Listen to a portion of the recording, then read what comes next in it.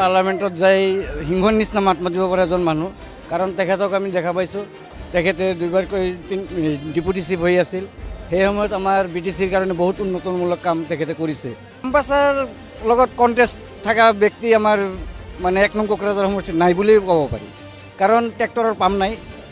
গতিকে ট্ৰেক্টৰ আমাৰ অজনজাতীয় লোকৰ কাৰণে এটা ভয়ানক বীজ বুলি ক'ব পাৰি। গতিকে ট্ৰেক্টৰৰ লগত বা কোনো কেণ্ডিডেটৰ লগত তেখেতৰ মানে কোনো কণ্টেষ্ট হ'ব বুলি মই নাভাবোঁ। যথেষ্ট শিক্ষিত মানুহ আৰু তেওঁৰ দৰে এজন শিক্ষিত মানুহ যদি দিল্লীৰ পাৰ্লামেণ্টত যায়, আমি ভাবোঁ নিশ্চয়কৈ ৰাইজৰ যিবিলাক অভাৱ অভিযোগ, সেই অভাৱ অভিযোগবিলাক তাতে নিশ্চিতভাৱে দাঙি ধৰিব পাৰিব।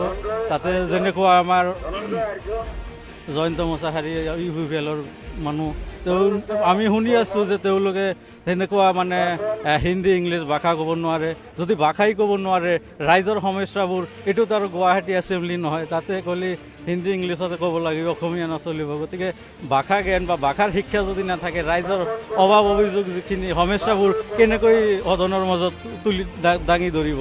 গতিকে সেই ক্ষেত্ৰত আমি ভাবোঁ আমাৰ খাম্বা বৰগোহাঁই ছাৰ যথেষ্ট শিক্ষিত মানুহ। তেখেতে সুদীৰ্ঘ BTC সৃষ্টি হোৱাৰ পৰা তেখেতে অতপ্ৰত লাগি আছে। 3টা টাৰ্মছ তেওঁ ডেপুটি চিফ আছিল।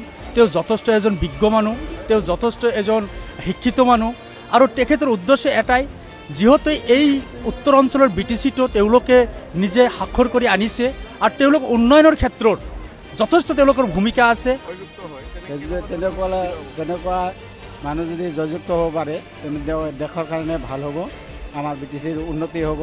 আৰু যিবিলাক বঙালী হওক বা মুছলিমে হওক বা বড়ো হওক বা অসমীয়াই হওক, যিকোনো জাতিৰ উন্নতি হ'ব। আৰু তেখেতে মানে আমাৰ বিধায়ক হৈ যিবিলাক কাম কৰিব, ভাল কৰিব বুলি আমি আশা কৰিছোঁ।